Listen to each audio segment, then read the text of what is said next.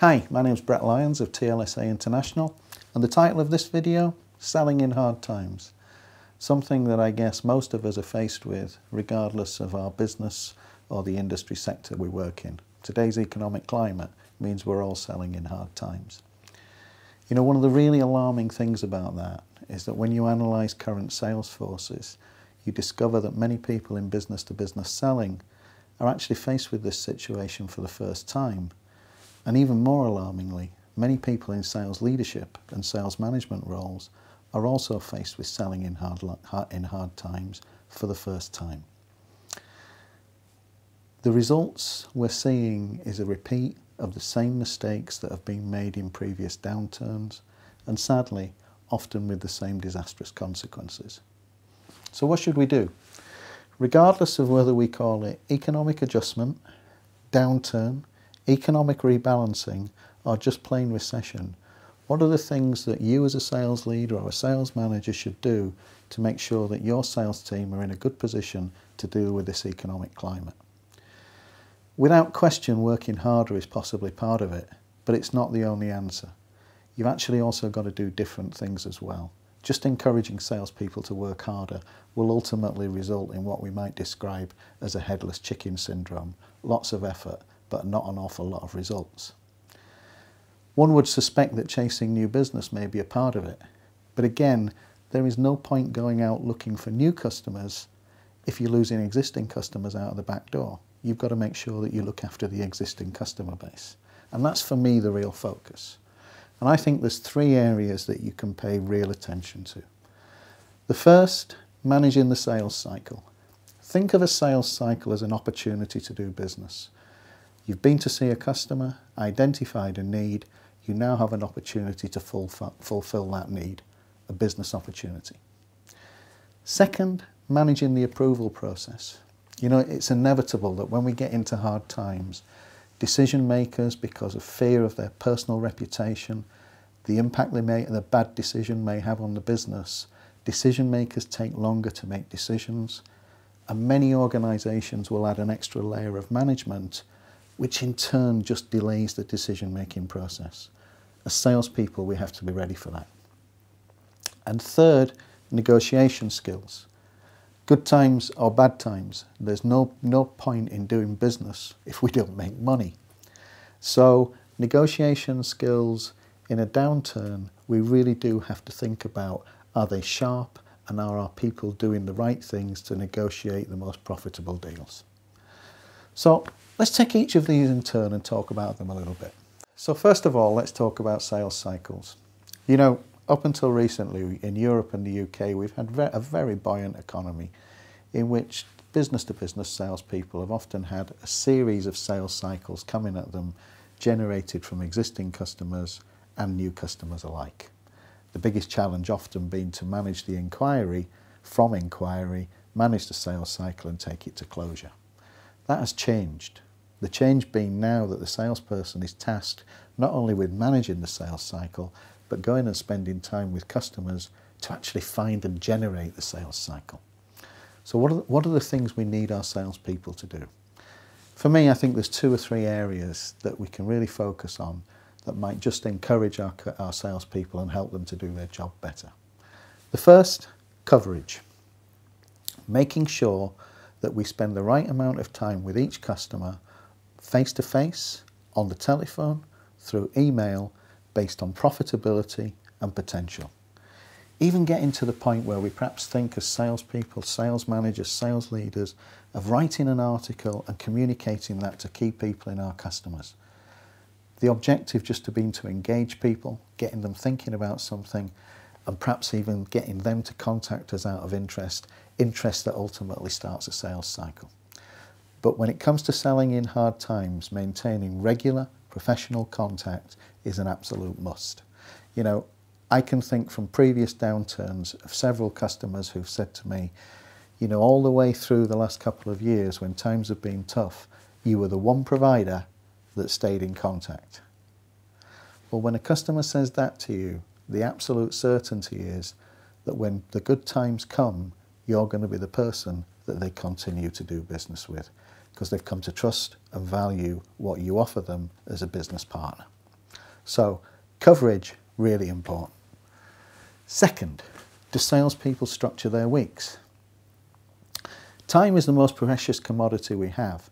So if you took a look at your salespeople's diary, do you see a week in which is structured, which makes time for face-to-face meetings, telephone time, follow-up, planning, all the things that a salesperson does, but is it done in a logical and structured manner?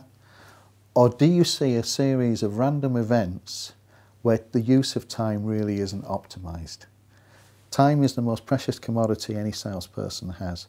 You have to make sure it's used wisely. And third, sales skills. When it comes to selling in hard times, professional salespeople take a look in the mirror and think about, how can I do my job better? As sales managers and sales leaders, we've got to encourage that. For me, at this time, the two most important sales skills are the ability to complete a needs analysis meeting and the ability to use high-yield questions. A needs analysis meeting is something we should do with every customer at least once a year. An opportunity to sit down with key decision makers and understand what's going on with the business. High-yield questions is a structured approach to questioning which allows us to take a customer to a point where the customer says to you, you know, you're absolutely right, that is an area in which we need to take action. It means asking questions in 5 key areas. First, the customer's business. Second, the individuals that make decisions in the customer. Third, the customer's marketplace. Fourth, the customer's customers. And fifth and most important, the future. It's a fact, and if you think about it, it's common sense. Most business opportunities lie in the future. But do you know what the area is that most business-to-business salespeople ask the least amount of questions in? The future. Just check it out. If you're a sales manager or you're a sales leader, why don't you try this at your next sales meeting? Write a role play or a case study based on completing a needs analysis meeting and using good questioning skills, and set it to your people and spend an hour or 2 hours coaching them on how to do a needs analysis meeting, and then challenge them to go out and do it. See how many sales cycles you can start as a result of just doing that simple thing. So coverage, structured weeks, sales skills. 3 ways I believe you can make sure that you generate and manage sales cycles in a more effective way. Okay, so immediately following managing sales cycles, we start to think about the approval process. Now look, there's inevitability that when we're in hard times, the approval process becomes slower. Decision makers take longer to make decisions, A, because of the fear that a bad decision has on their personal reputation and the impact it could have on the business. And companies add extra layers to the decision-making process. It just makes things slower. Added to that, there's inevitability that we get this wonderful phrase. A customer says to you, you know, I love your product, I love your service, I love your proposition. I want to work with you. All I need to do is get this signed off by the board. Well, that's great, but actually that means someone else is selling your product or service. And the question you should be really asking is, why aren't I presenting to the board, or why isn't one of my people presenting to the board? This is about stakeholder management. This is about understanding the people who influence the decision-making process in your customers. Stakeholders come in 3 guises. Economic, I make decisions based on financial issues, budgets, costs, return on investment. Users, I'm going to use the product or service that you sell. Benefits are really important to me. And advisors, these are the people that other decision makers or stakeholders in the business will listen to because their views are respected. Do this in your top 10 or top 20 pipeline cases. Ask the question, how many stakeholders do we know, and do we know the parts they play? And then ask, who are the stakeholders that we don't know? What can you do about that? When you've answered those questions, ask, do we know the stakeholders who are advocates or champions? And do we use them as a source of advice or coaches? Do we know the stakeholders who are blockers? People who don't like you, or perhaps just like another company? And then honestly say to yourself, or ask your people to say to themselves, have we been to see these people? Have we tried to assuage their concerns? Or have we at least tried to accommodate their views? And then perhaps most importantly of all, ask the question, do we know for each stakeholder the buying motives and decision factors? A decision factor is hard. I want to buy a new car, I want a black one. A buying motive, irrational, illogical, but has huge influence on what people do. So I'm going to buy this car because it makes me look good. I'm going to buy this car because it fits my status.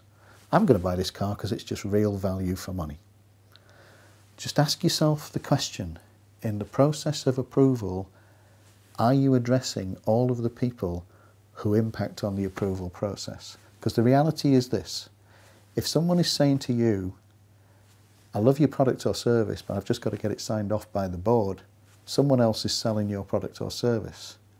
If your competition has created a stakeholder network that allows them to speak to the board, there's only one winner. Can't tell you how important good stakeholder management is in handling the approval process. So, we've talked about managing the sales cycle, we've talked about the approval process. The third area where I think you can make a difference in leading sales teams through hard times is that of negotiation. Look, there is an inevitability that if you normally close 3 out of 5 sales cycles, in hard times it might mean closing 3 out of 6 or 3 out of 7 just to achieve the same business performance. That's the reality that we all have to deal with. And negotiation plays a key part in this. So again, just work with your people to check these few things out. First of all, make sure you negotiate at the right time. And the right time is when feasibility, the customer believes in your proposition, and value, the customer sees value in your proposition, have been properly addressed. There is no point trying to negotiate price, terms and conditions if the customer hasn't already committed to buying your products and service. That should be the last thing that we actually deal with. And when you start to negotiate, okay, just encourage your people to follow a few simple rules. First, be proud of the price. If I deliver a message to a customer that says my fee for this project will be £25,000, I do that with confidence and a message to the customer that says I believe in this. If my delivery is, well, we were thinking in terms of somewhere, around £25,000, maybe 22, 23, and of course that's subject to negotiation, then actually what's the message you're sending to the customer? Deliver your price with confidence. Expect a reaction. We're selling in hard times. There is an inevitability that anybody who is buying is going to look to negotiate price down. So don't be foolish enough not to expect it and be prepared to deal with it. Negotiate everything. Learn about LILOs. Little to me and lots to you. I have not met one client that does not have in its offering something that I would describe as a LILO. Something that costs very little, means very little to the client, but actually means an immense amount to the customer. Do you know what yours are? More importantly, do you know what do your salespeople know what they are? And do they use them as good negotiation trades? Fourth, negotiate everything and negotiate in small stages. Classic negotiation, we see it on the TV, is the customer, you say to the customer, I want 20, and the customer says, well, I want to pay 10. And so we turn around and say, well, let's meet at 15. Well, isn't that a great piece of negotiation? You've just given a 25% discount. What impact does that have on your profit? The next time a customer says to you, I want to pay 10, and you're saying I want 20, it's okay, we'll move it to 19.5. Negotiate in small stages. Communicate to the customer that the ability or capacity you have to move is actually quite limited. And last, but most important, be prepared to walk away. There is no point negotiating a deal that loses you money, where you don't make a profit. Ultimately, all that generates is a lack of commitment, a lack of confidence, poor business relationships, and relationships that are hard to develop into lifelong, profitable business relationships. Walk away when the point has been reached that you cannot make money off a deal. there is little point in going ahead with something like that. So, selling in hard times. I hope I've given you some thoughts. It's quite hard in such a short period of time, but 3 key areas to think about. Creating and managing the sales cycle. The approval process. Look at your stakeholder networks. Go away from this and examine your pipeline and just really think about what's going on. And third, the negotiation process. You know, you might, in the same vein as I suggested earlier, you might just want to write something for your next sales meeting where you do some role plays on negotiations. Try and give people the confidence to negotiate with confidence, with professionalism, and an absolute pride and belief in the proposition that they put forward to their customers. I hope you've enjoyed the short time we've had together. We'd love to hear any feedback, or if you think you can help, we can help you any more, please feel free to get in contact with us. Thank you very much for watching.